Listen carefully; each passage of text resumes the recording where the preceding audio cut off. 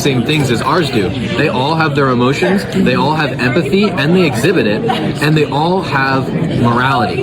They all also know that things are wrong, certain things are right. A lot of animals actually do as well. Bismillahirrahmanirrahim. Assalamualaikum warahmatullahi wabarakatuh. Sobat-sobat muslim yang dirahmati Allah, disayang Allah, dan senantiasa soleh dan solehah. Semoga kondisinya tetap istiqomah ya. Di cuplikan video kali ini, saya ingin memberikan sebuah cuplikan yang menarik, yaitu video yang dilakukan oleh wawancara langsung oleh mantan seorang ateis, dan dia melakukan diskusi. Kalau dibilang debat mungkin ini masih agak halus ya, kalau debat kan mungkin frontal. Ini diskusinya dia lakukan dengan temannya yang dulunya memang masih ateis pada saat dia sudah menjadi mualaf. Nama dari wawancara ini adalah Nikolai, dan Nikolai ini menanyakan diskusi panjang lebar kepada temannya. Tanpa banyak basa-basi, yuk kita lihat yuk diskusi mereka tentang kehidupan dan juga keyakinan mereka dalam beragama. Yuk kita simak sama-sama.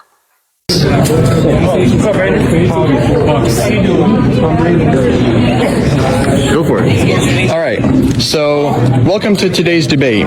Our topic will be about the existence of God, and my friend and I here have agreed to talk about a variety of different topics. And so, we're going to be talking about the compatibility of science and religion, the overall existence of God, the moral argument, and many other topics. So, we're going to start off today with the opening statements. Ryan, you can go first. Okay. I don't think God exists. Simple as that.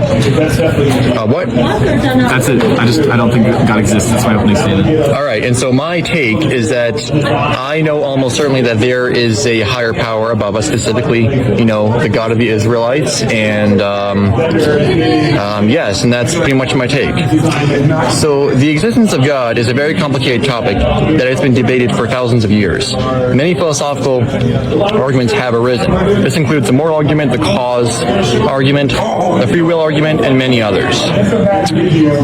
All right, so I guess it's my understanding that I will go first. If you want to, yeah. All right. So the first argument I'd like to talk about today is the Kalam cosmological argument. It goes like this. Premise 1, whatever begins to exist has a cause. 2, the universe has a cause. 3, no, it's premise 1, whatever begins to exist has a cause. 2, the universe began to exist. 3, therefore the universe has a cause. And so I'm inclined to assert that that God fills in the third blank. And so the reason I state this is because the Quran describes God as all-knowing, seeing, powerful, and understanding. Not any other God has these attributes. And so let me go through my notes here. I know, but like, And so something else I have from my notes is this. Why should the universe exist at all? Every dependent thing has a sufficient reason for its existence. The universe is a dependent thing. Its existence is not necessary. Therefore, the universe has a sufficient reason for its existence upon which it depends. The universe does not provide a sufficient reason for its own existence. Therefore, someone not of this universe, necessarily and supernatural, provides a sufficient reason for its existence. And so, Ayatul Kursi, a verse in the Quran, says that God is. So it goes like this. God, there is no God but God. Neither sleep nor slumber overtakes him. All of what's in the heavens and the earth belongs to him. And Imam al-Ghazali, a known Muslim philosopher and contributor to science, always asserted that that God is the underlying explanation for various natural discoveries, both what we know and don't know. Okay, hold on, Nikolai. Can I stop you right there? This is a lot to digest. So first of all, when you cite sources that believe in God, it's kind of difficult for me to treat that as a good source, because there's no science behind somebody saying, oh, God is behind all like science and stuff. Well, and so again, I was actually going to say that, like, again, again, like there have been like various religious people who have contributed to science, and so I think that science and religion can in fact mix together and together. So I think that like again, like there are various scientific discoveries that both we know and which we don't know. I see God as the underlying like factor. It's an explanation of phenomena, and I'm not just saying that because I'm trying to be ignorant. I'm just saying that like this explains it, but no, sorry, God could have in fact carried it out, but it could give us the how and to help us understand the phenomena better. That's how I interpret that. Okay, well, my counterpoint to that would be, what about all of the ancient gods that people used to believe in? That such, for example, the Egyptian sun god Ra, the people used to believe that there was a giant dung beetle in the sky that would roll the sun across the sky, and that's how the sun would move. Hold on. Okay. But now we know that that's not true because we have proven it with science. Okay. But your God is so nebulous that we can't. There's no way to disprove it that you will listen to. That's what I'm saying. Because what kinds of science are there that allow for the disproving of a God that, for all we know, will not do anything to humanity except for creating? All right. So actually, I had a long list of notes there. So the beings you mentioned, like the Egyptian gods, and also I'm going to read off of what I have here. So why do I believe in God over beings like Waheguru, Ahura Mazda, and indeed other beings humanity has ever worshipped? Well, why don't we start off with Ahura Mazda and Ahriman. According to Zoroastrian doctrine, Ahriman is an eternal source of evil and the evil counterpart of Ahura Mazda. He is also described as a self-existent being, and that a battle between the two of them, who the Zoroastrians regard as equals to each other, has the universe caught up in. God, in Judaism, Christianity, and Islam, is described as an all-sovereign, all-knowing, and understanding, seeing, and hearing. God has no rivals, and the devil, or the shayateen, is extremely limited in power, and the actions of the Dajjal and Satan can only transpire by God's permission. As I stated earlier, the devil is locked up during the month of Ramadan, greatly limiting his power and influence over us humans. So some reasons I don't believe in Waheguru are that, while Waheguru does seem to have some similar traits to God, being all-powerful, eternal, knowing, but a takeaway I have about Waheguru is that Sikhs seem to think that Waheguru can be known through meditation and devotion. Islam, however, teaches that many aspects of God, such as his wisdom, divine power, and overall strength, are far beyond even the minds of the most intelligent people. Now, how about other beings like Ganesha? That is too easy. Ganesha does not deserve to be called a god for numerous reasons. Some reasons that come to my mind are, according to Hindu mythology, he was formed by the goddess Parvati out of either clay or soap, and then when he, by total accident, got Shiva angry, he attacked him, inadvertently decapitated Ganesha. He died at first, but an elephant head was found for him, and he came back to life. Now, none of these traits are given to the God of the Israelites. In fact, he's described again as an all-powerful and beyond human comprehension. An analogy I like to draw between is this. In Mecca, not long after Masjid al-Haram was built, the people remained upon strict monotheism. Then one day, Amir ibn Luhay thought it would be cool to conduct his business outside of Mecca. When he arrived in the Levant, he was exposed to new treasures. He asked the people if he could have one of the idols. So he put the idol in front of the Kaaba and told everyone that from now on, that would be who they worshipped. And over time, more idols spread, and then by the end of the 6th century, 360 different idols. When Muhammad came, he was told to preach the word of God, the Quran, to the people.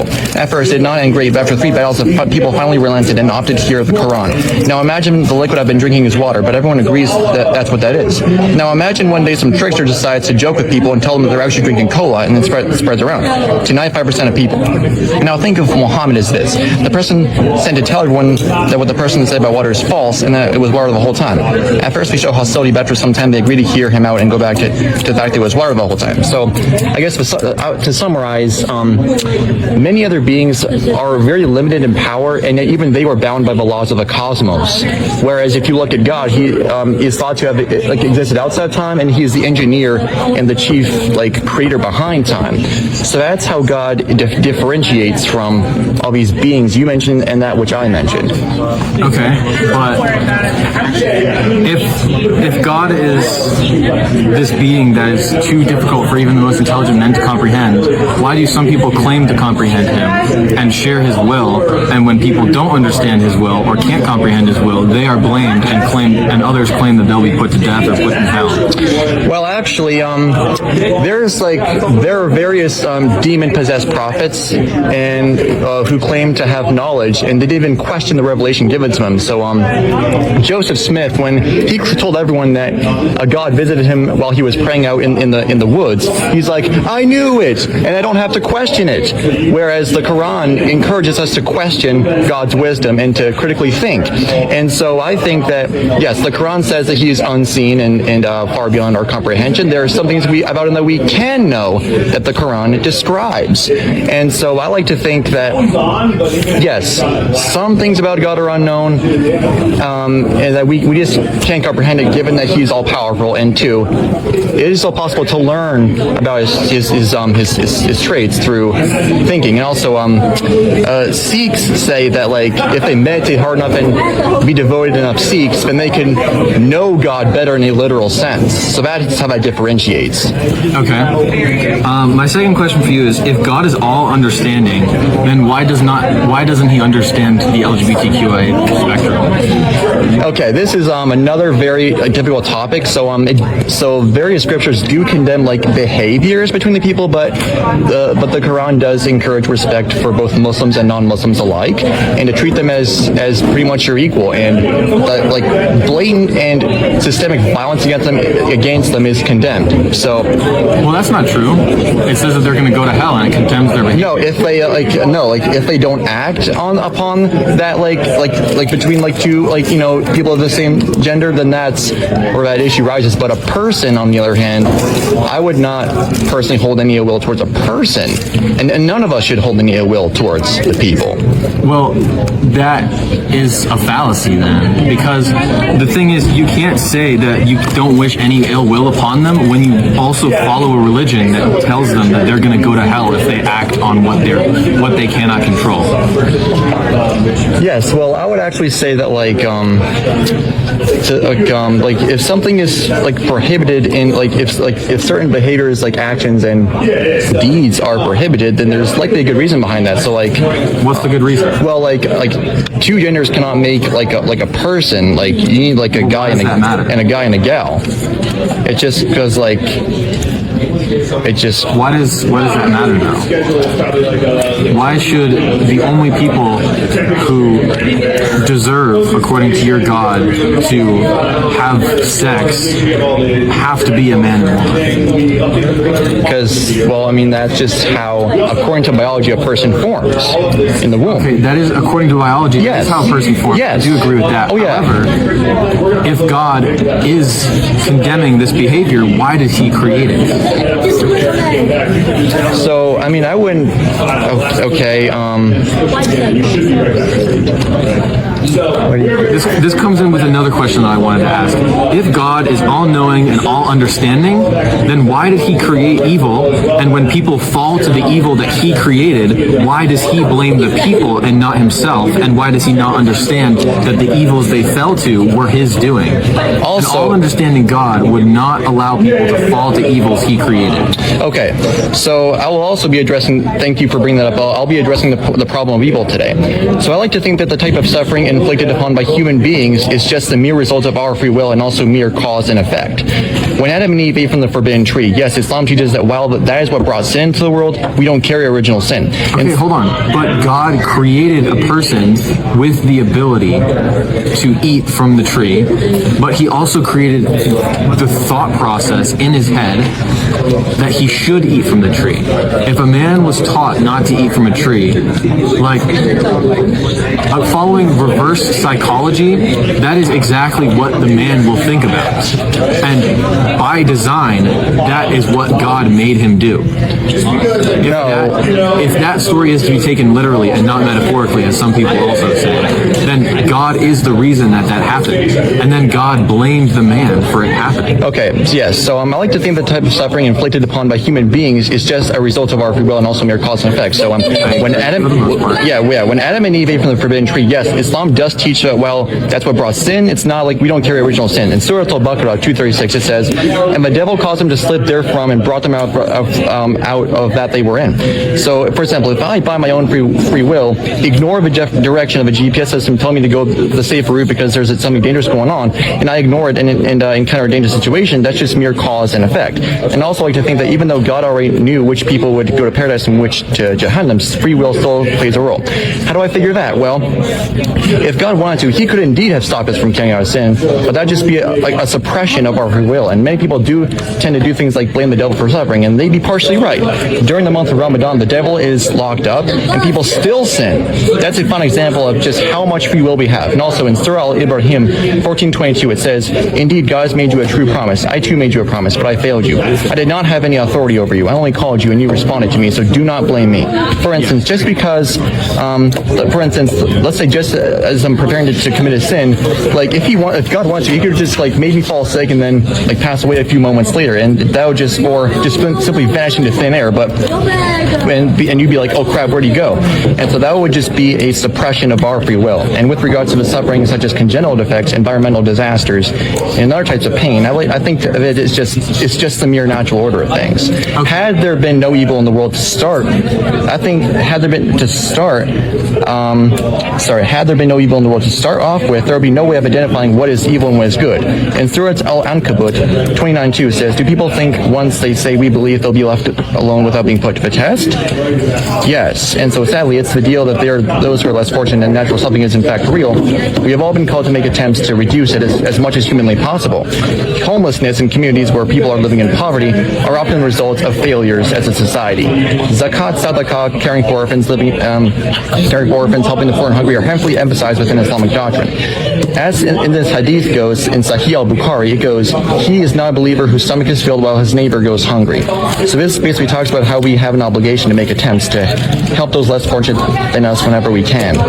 And there are also things that we can potentially learn from suffering. For one thing, in the wake of tragic events like 9/11 and many massacres carried out at educational institutions, it was seen that there was an increase in family coming together and staying strong even in the face of darkness. And so an analogy that can be drawn is this. Imagine an educator who only wants to help the best out of their students. They make it easy for everyone to understand and even go as far as to help them with anything. Now imagine a group of students who, for whatever reason, decide that they're just going to skip class and do literally anything but the work given for them. It is their free will that landed them in such a dilemma. It isn't because the teacher forced them to be good students 100% of the time, but that they willingly chose to go against and bring themselves down. To sum up on this note, suffering is just a mere natural order of things, and it's just a part of being a human. Okay, well then why did God make it part of being a human? If God condemns it, why does he make it part of who we are? I also like to draw this analogy. So let's say like a teacher is just giving out like the biggest exam of the entire semester, and he's like, it's all multiple choice, true and false, and just you might want to study hard and do your best. And so like if you just leaked all the answers right away, it would not really, and just pass everyone automatically with 100%, it would not really be much of a test anymore. And so again, there are things that we can learn from the goods and the bads of this world alike. Okay, but we're not talking about whether or not the teacher is leaking the answers. We're talking about how good is the teacher. A good teacher in this analogy would be one that teaches the class properly and listens to his students and actively interacts with them. Yes. None of which does God do.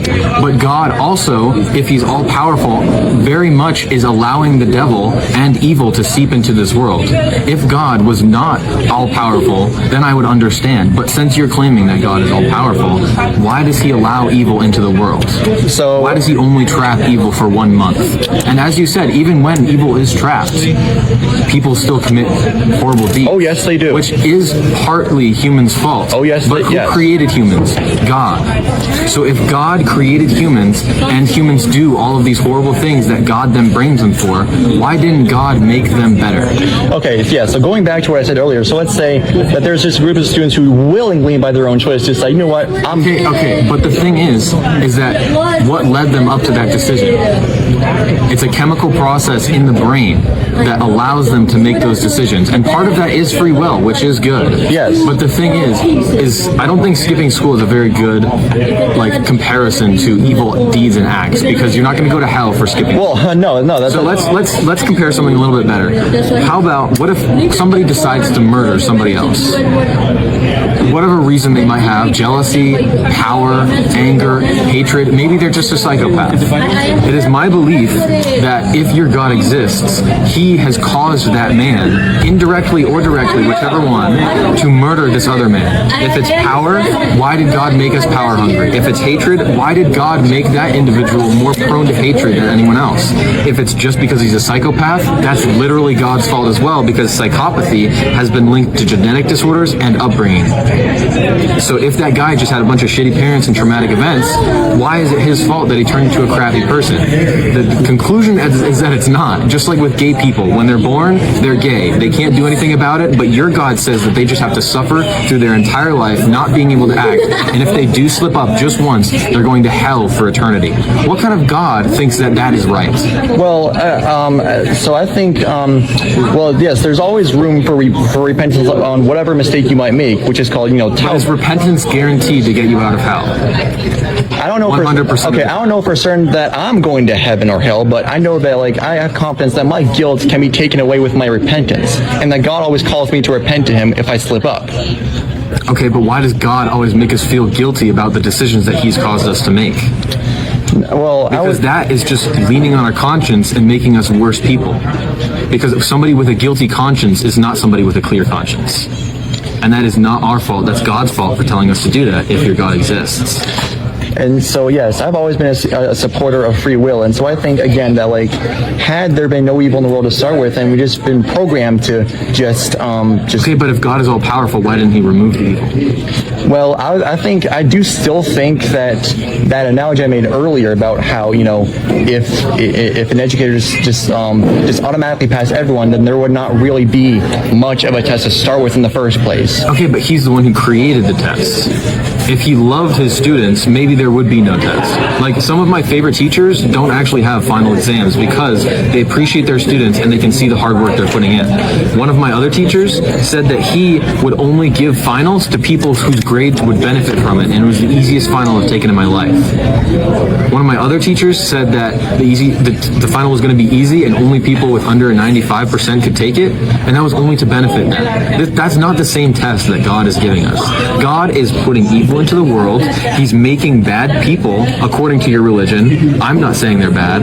He's putting bad people into the world, and then when they make bad decisions that he has quite literally programmed them to make, he says, oh my gosh, these horrible people, they're going to hell for eternity. And I don't want to believe, even if your God does exist, I don't want to believe or support a God that says that gay people are going to go to hell just because they want to do the same things we do.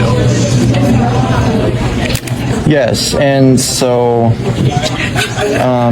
okay, and let's see. I'm trying to find out what I want to say here. Let's see here. Oh shoot, I forgot what I was going to say actually, and so take your time. Yes.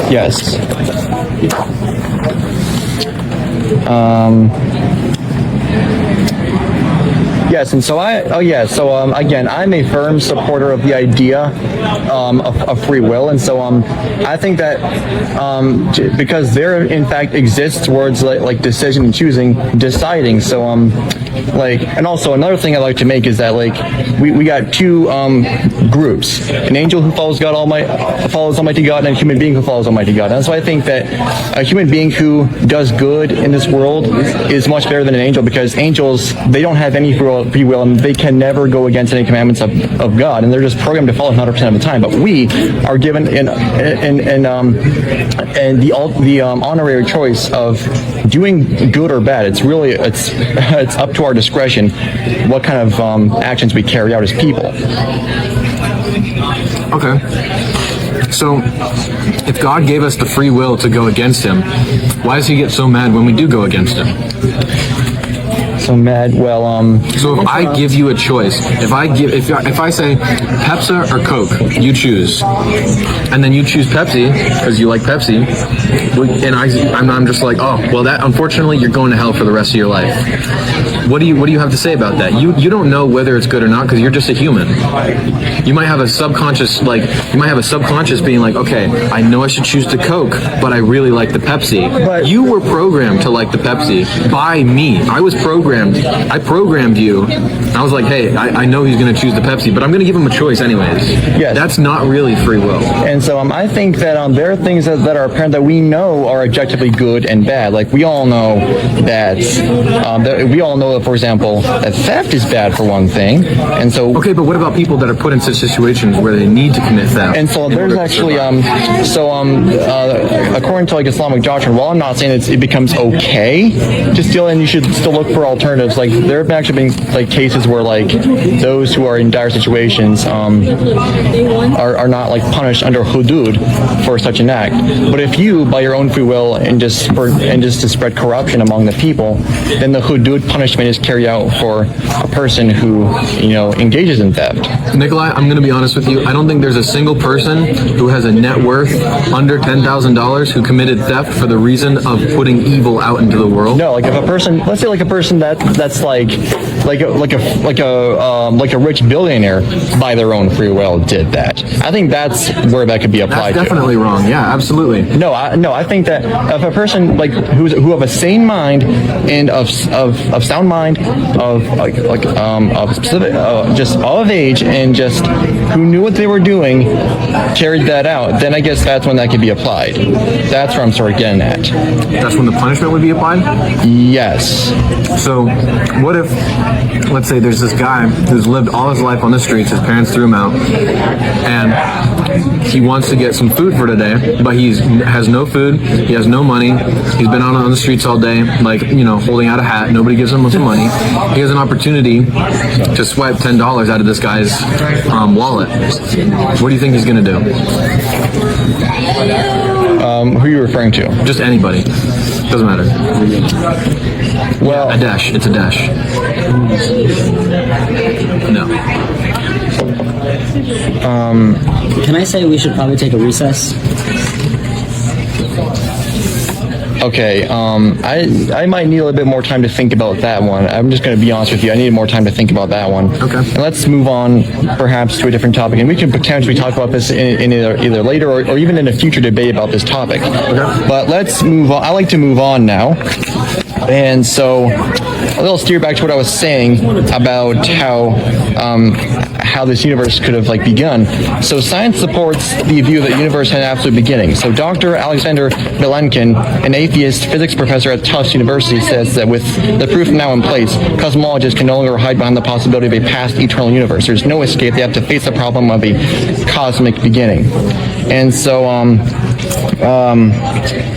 yes, so it's saying that an infinite regress is impossible because in lots of things there's a first behind everything. And so if something was before, like for example, the first place winner, well then he's not really in first place anymore. And also asking the question what was above, what formed the creator is kind of like asking somebody to draw you a squared circle. It just does not make any sense. Well, you want to know what I think doesn't make any sense? Something we don't know was the cause of something else. I'm just saying that thing is God. Because there's no other evidence to support it's God other than the fact that we don't know what it is. So for example, what if one day you find that there's $50 missing from your wallet? Would you blame God? I would say that maybe the person that took it out was the cause behind that event. Okay, but what if there's a person behind the universe? They're not God, they're just a normal person. Okay, there's no way a person could control the universe. Okay, well, it's my belief that there's no way your God could have controlled the universe. Again, if there was, he would not have created evil because he claims to be against evil. Yes, and so something else I'd like to read is this. So a quote by atheist professor Mano Singham says, "But this moral responsibility assumes a separation between the moral sense and the actions of the brain, and it does not stand under scrutiny. We all act under the dictates of our brains. Our moral sense originates in the brain too, so why should one set of brain commands be seen as more culpable than others?" So something I have to say about that is that objective good and bad does exist, and that it is possible for us to commit an evil while knowing what we're doing. And so if morals really had originated from the society, then certain bad things that people carried out, they likely would have been right in doing so because that's probably what some people would want. And so I think that like just as we got so let's say we have a 100% like good person that's being a lawmaker for a small town, and they just make all sorts of rules that are easy for anyone to understand. And so that's just because that's because he says, but like what if some people are just like, no, I don't think that there's no way that could be bad, and does that. And so let's also put it this way. Let's say you're just going out for a nice drive, and then out of nowhere a cop car pulls behind you, and that person's able to prove that he's a cop, and because of his authority you are legally obligated to pull over for him. But if some random person pulls you over on the street, then of course you don't have to listen to him because he doesn't have that same authority as would a cop.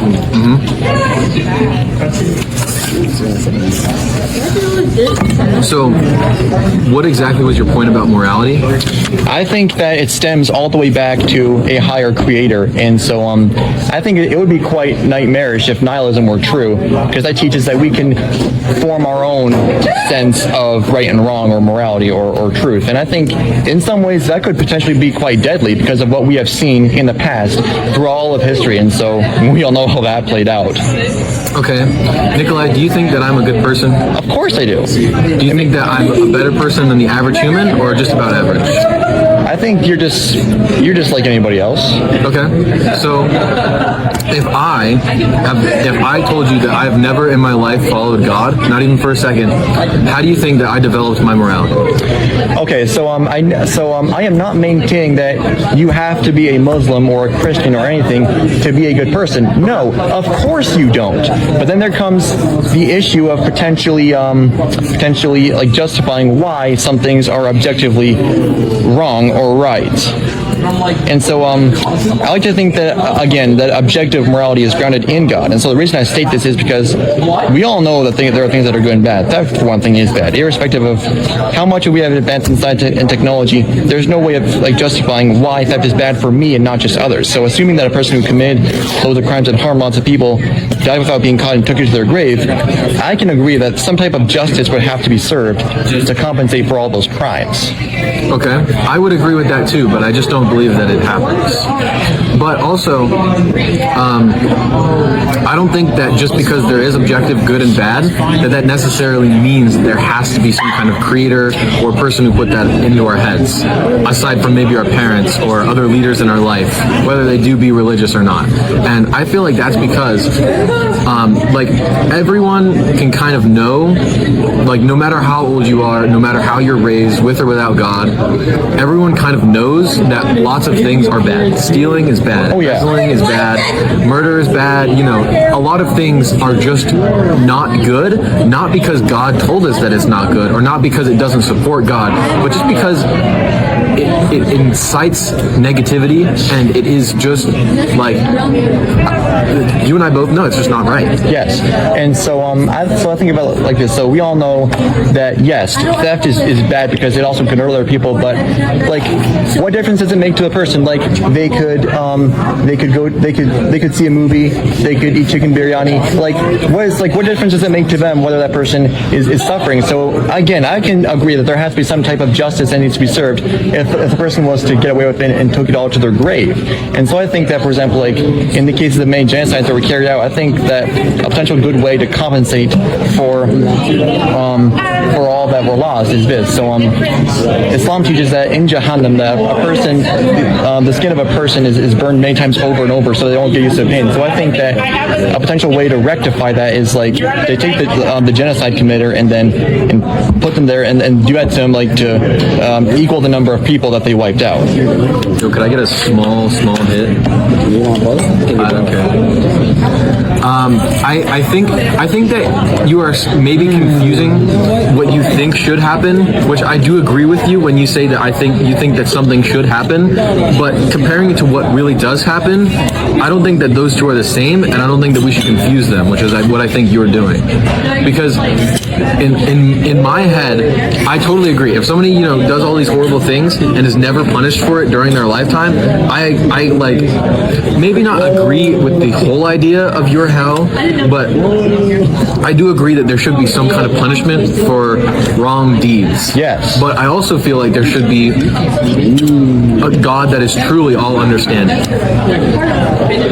Yes. Man, you work at a bar? Yes. I'll get you a shot. Hold on. Yes. And so, yes, and so, like the reason why I like to cite Islamic teachings is because of how, like, I think it gives a sound explanation for many different topics. And so, like, again, like God is described as the most merciful and most forgiving. And so, like, given that He is all-knowing and powerful, He should also understand my intentions for some things. Like, it's like, oh, like. Okay, but what about somebody who's gay who wants to have sex with his gay friend because he's in love? Why does God not understand that? When He's the one who created the gayness, which is true. Like, do you think that why did God create gayness if not to just punish gay people? Because you and I, we're straight, so we don't have to, prevent ourselves. We don't have to remain celibate for our entire lives. Actually, I was going to go ahead and interject something there, because there are actually other types of unlawful intercourse, and that's like doing that with a person before you're married to him. That's called zina. Okay, but why can't we then allow gay people to get married, and then so that it would be codified under your book? So again, I'm a supporter of the idea of religion, science, them coexisting, and so I think that yes, we can agree that biology, what the hell was that? That's not what my whole water bottle tastes like. Is it? No. That biology confirms that you need a guy and a gal to create a strong and healthy baby, for one thing. So that's my take on that. I agree. Biology does require a man and a woman, but then why can't we just allow biology not to work and just have a man and a man or a woman and a woman? I understand where you're coming from, but why can't God allow for same-sex marriage or intercourse?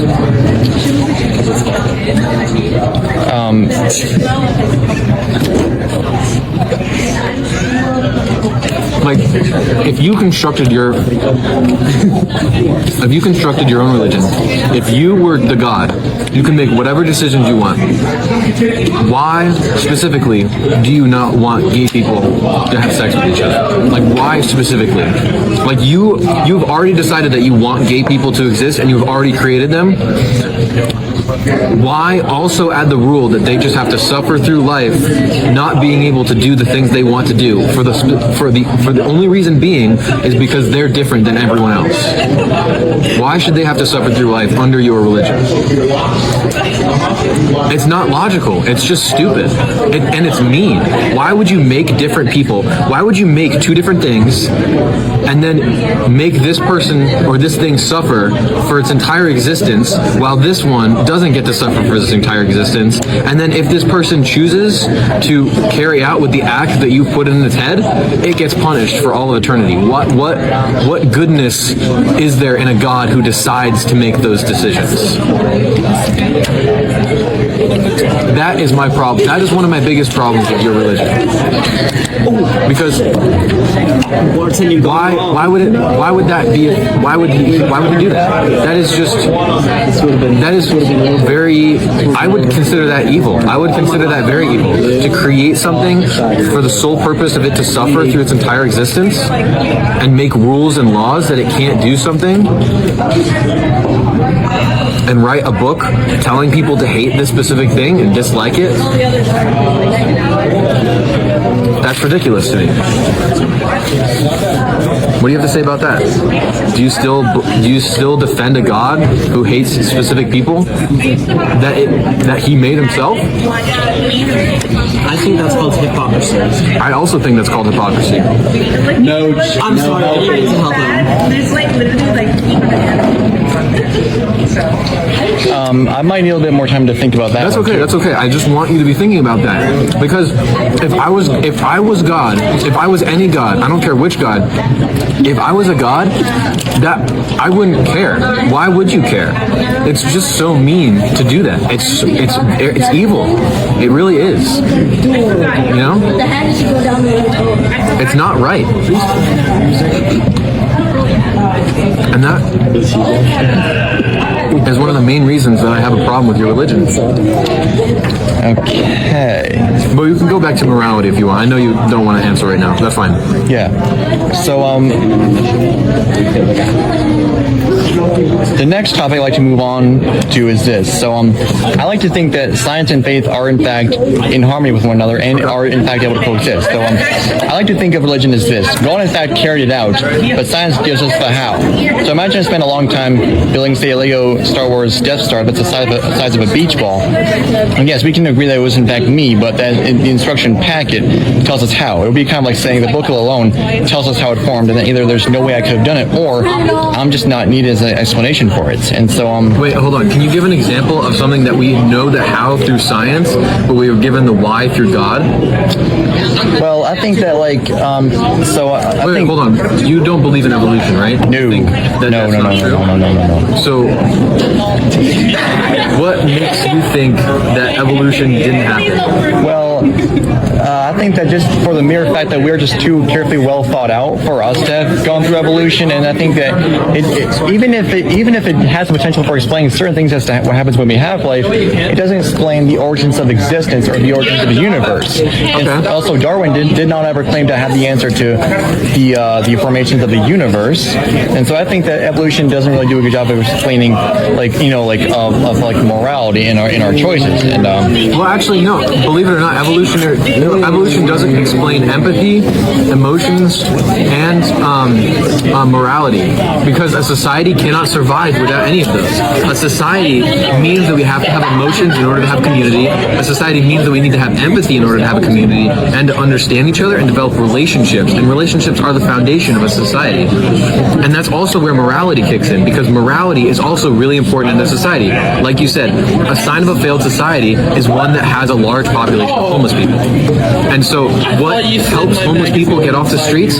A lot of empathy, a lot of understanding, and a whole lot of morality. And that's where morality came from.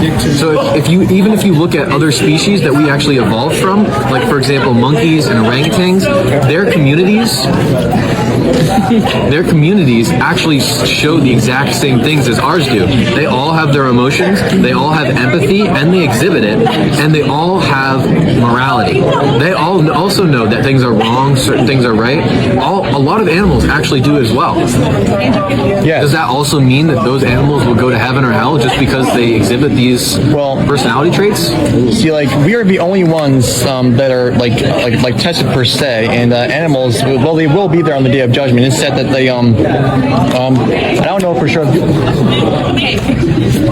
that you'll see them in paradise, but it said that leave them alone or you get a strike. Yes, and so humans are the only moral agents, and that we're the only ones that have to be tested. And so we're the only ones that that have okay, this is objectively wrong to do. You will. I already got two. You will. Okay. Stop. So what about Darwin's other examples of evolution? Like for example, the island birds. I forget what they're called, but there were 3 different islands, and each of the different islands had 3 different types of nuts that also actually evolved from each other, but they changed based off of their location and geography. And the thing is that one of these were super soft nuts, one of them were really hard nuts, and one of them didn't have a shell at all, so they could just be eaten. The ones that could just be eaten had a species that didn't have a beak.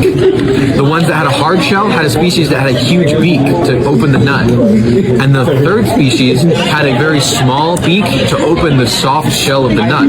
So all of these birds were the exact same genetically and physically. The only difference was their beaks. So these species were, under Darwinism, configured and evolved from each other. Just like we evolved from monkeys and stuff. Well, I think that, like, even though, so I suppose that, while I don't think evolution transpired, it is 100% possible for there to be all sorts of, like, new discoveries in, like, genetics. For example, like, let's say, there's people that are breeding in a community. It's possible that, like, some unique, like physical, like, genetic finding can be found on a person that, you know, we haven't seen before. And so I think that's in contrast to evolution. Okay. I have a question for your God, and you, if you can answer it. Why do we share 83% of our DNA with bananas? Oh shit! I'm 83% banana.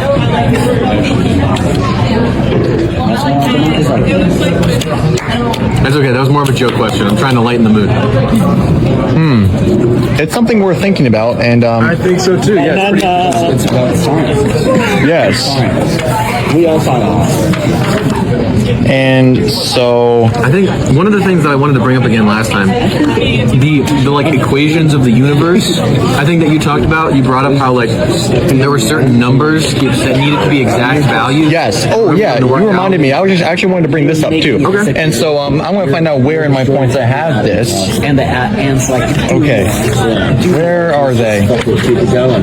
Oh no. That's the stage we're in. Okay, no.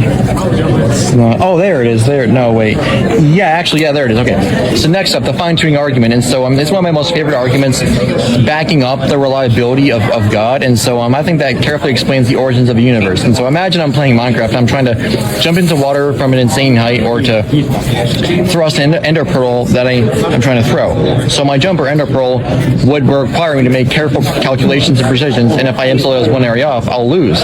Likewise, the fine-tuning of the universe teaches like precisions, and so if so little as one thing was off in formation, then there would not be a single trace of life as everyone knows it, and so the universe would have ended before everyone's eyes. Okay. But just like in the creation of the universe, I think that it's not very scientific, nor is it very logical to just say, oh my gosh, the universe has to have, you know, this gravitational constant, you know, this law of motion, all of these things, and then just say that those are all a result of a creator, and therefore that it's the creator is a God. But what I would say is a little bit more scientific is some of those caused each other. Like, it's been proven that if we just imply 3 laws of our universe, everything else falls under those laws one way or another. Combinations, mixing with each other, and one of them is the law of permeability of space. The other one is, I think, the law of gravitational forces, and I think the other one is like the weak nuclear force or something. The law of gate sex. So why is the conclusion that you draw from the universe, the law of the universe's laws of how it works, why is that conclusion always God and not something more scientific, like trying to find out what they mean, or like where they came from, or where they originated from? Because if we can find scientific proof of God, I will absolutely submit. But just saying, oh my gosh, these are some things that we don't really fully understand where they came from, that has to be God. I don't identify with that, and I don't think that's very valid. Yes, and so again, like, I think that faith and science are able to in fact coincide with one another. But until we can prove that, I don't think it's valid to say that they can do so.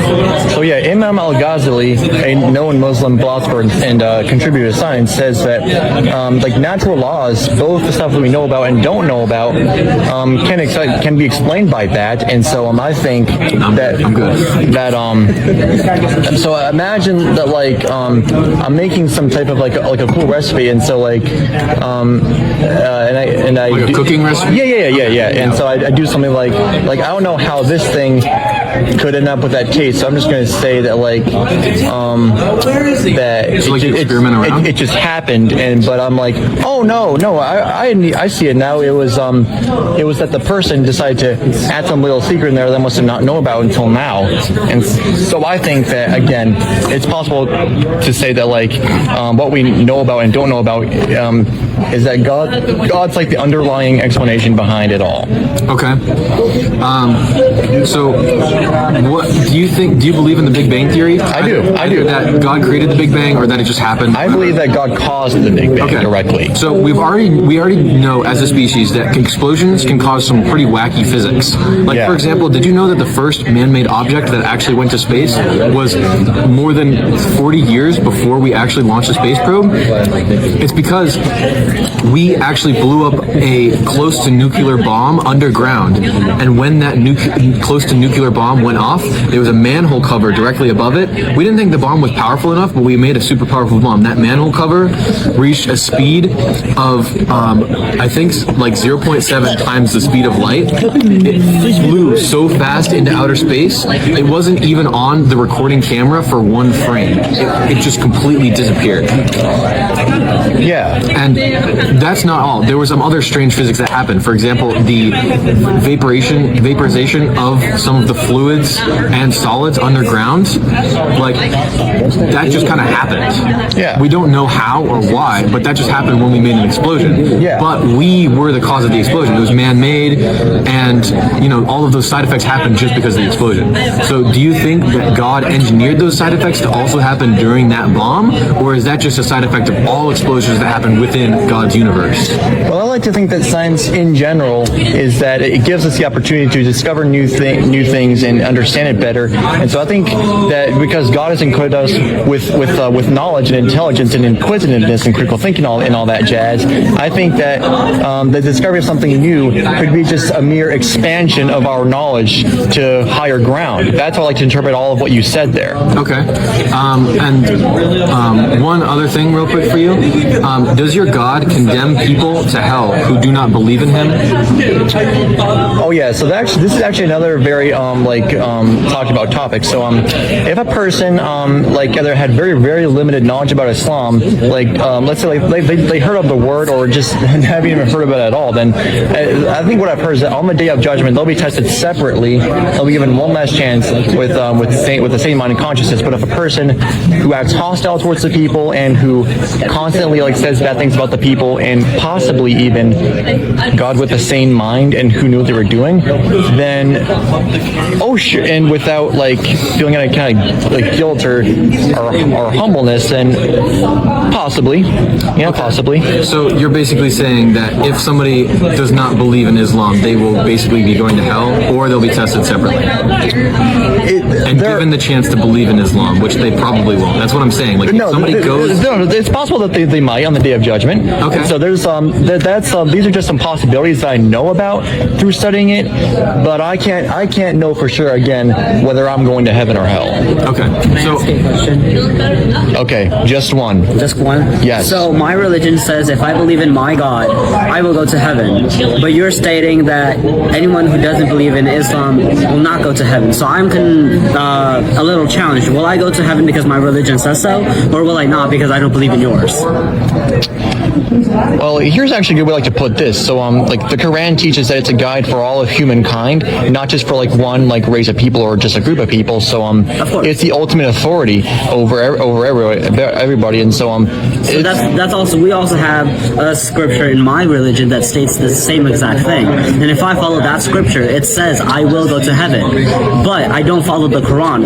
Does that mean I won't go to heaven because I don't follow the Quran, or I will go to heaven because I follow my own scriptures? I'm more inclined to assert that you probably wouldn't make it to paradise if you knowingly, intentionally, and with a sound mind defied the Quran. But I understand where you're coming from. But as I stated previously, my scriptures from my religion states that if I follow these rules, there is a spot in heaven with my name on it.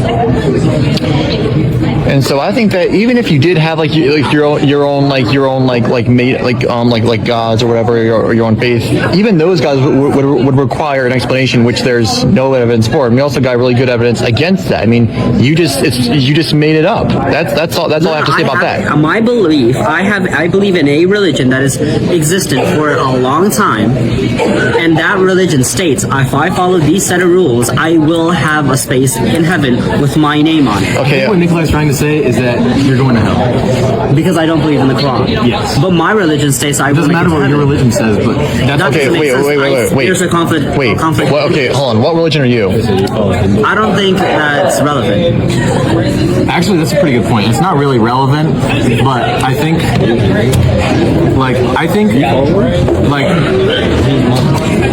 that what was I gonna say? I rest my case. I think that Nikolai, I'm going to tell you right now, if I die and I'm given this opportunity to either follow Islam or not follow Islam, and I'm given an opportunity to, they're like, hey, if you agree and start following this religion, I will go to heaven, but if I don't, I'll go to hell. Then isn't that corruption of the soul? If you're told that you will receive something good if you just believed in this thing, or if you choose not to, you will go to hell. If you're convincing somebody with a reward that they need to do something, isn't that corruption of the soul? But also, secondly, I will tell you with her fact, if that is the same opportunity that I'm given, I will choose not to go to heaven. Not because I don't want heaven, it's because I do not support a God who condemns a whole bunch of my friends to hell just because they are different than everyone else after being created like that for God. And I know that that's not something you want to comment on right now, but I just have to say that I cannot support God that Yes, and believes. so I might possibly like write some type of paper, and then when we meet in a future debate about this, or just I might give you to you personally. I might just write my own take about that. And so I was gonna say that like if we were like just wired to either go to heaven or hell, that's bad. So I think that I like to think of it as like if a Muslim makes it to heaven, then it's likely because they did a bunch of good deeds and they willfully, by their own sound mind, just did good. And so that's what I like to think. But again, I can't know for sure if I'm going to be in heaven or hell. Like, we don't know for sure whether everyone or anyone will make it to heaven or hell. And it's only a selected few. So like everyone cannot become a medical doctor. It's only a selected few. You need the intellectual capacity to do so. So it's the same way. So like we can't all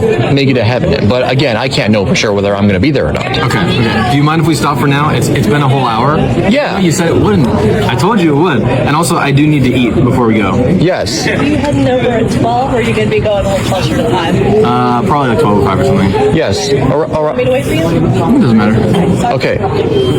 All right. Yeah. So thank you very much for this debate and a good conversation. Can you shake my hand? Yes, and everyone, I would like to thank you all for participating and just even though We're actually really good listeners. yes, you guys were all really good listeners and just thank you. I really appreciate it. Next time, I want you to have an answer to my question. And I hope to do some more. I hope to like research and study. Because facts state my religion is actually older than yours, and we have more followers. So if I'm pulling rank, I think I win. No.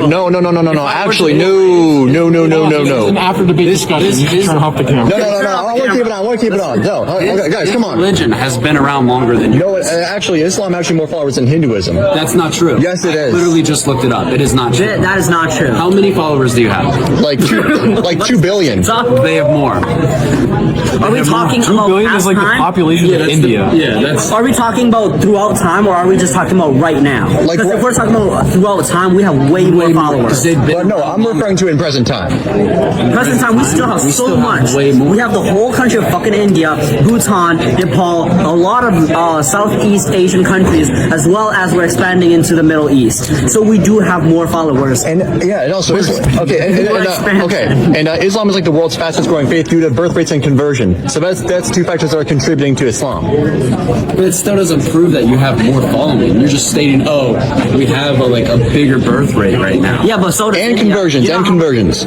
Okay, so You still don't have more. That's the thing. well, you can't say you have more followers if they're like 2 years old. How can you prove that they believe in a religion if they aren't able to think for themselves? That's kind of facts. Yeah, I mean, I thought for myself when I became Muslim. When did you become Muslim? 5 years ago. 5 years ago. Okay. You weren't a kid. So what were? What religion were you before Islam? I was a Christian, Christian. Catholic, Okay. Christian, like evangelical. okay. So do you think it's possible I could secretly be a Christian while on the face I act like a Hindu? Well, God would know your Would that be possible? God would know your intentions. Answer my Though. question. Is that would that be possible? Could I be a secret Christian You could while acting like a You Hindu? could certainly tell when you're a Hindu while secretly being a Christian. I mean, God would still know your intentions. Okay, so it's possible for me to act Hindu but be a Christian, correct? I guess so. So if we're using that knowledge, not knowledge, sorry, give me the word. Shot of that shit. If we're using that logic, Holy fuck. do you think it's possible for people to act Islamic without truly believing in Allah? Okay, Do you think it's possible? Okay, Islam talks about that, and so these people are called like kafirs and munafiqs, hypocrites, and they'll be exposed. Okay, but how? But that's going back to this fact that you guys have more followers. How can we prove that if people can just pretend to be a faithful follower of that religion if we can't prove it because we don't know their true intentions?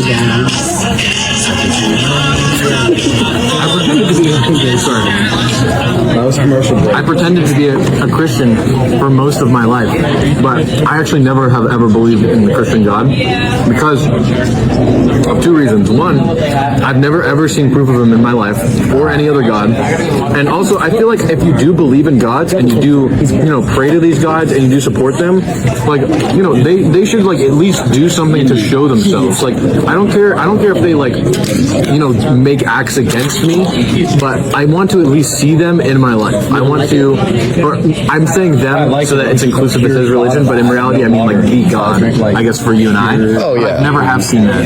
And also, what is the segment? Oh yeah, because the Christian God doesn't like gay people, even though he created them. So that's another problem with like Christianity. Yeah. But hold on, I want to eat. So Okay, yeah. But this is over. okay, yes, it's time to. Okay, everyone, thanks for watching the video and Wait, where are you posting this? YouTube. Okay. Oh, fuck. Everyone, thanks for watching and see you next time. Goodbye. Menarik juga ya. Diskusinya cukup panjang dan mereka membahas segala sesuatunya, mulai dari keimanan dan juga pilihan hidup mereka masing-masing. Ya mungkin yang melihat video diskusi ini dari awal pastinya bisa menyimpulkan ya, artinya dari awal hingga akhir yang mereka bicarakan dan yang mereka simpulkan, tentunya semua dari kita masing-masing memiliki opini. Bagaimana dengan tanggapan rekan-rekan netizen sekalian? Silahkan jika ada yang ingin menambahkan atau berkomentar di kolom komentar.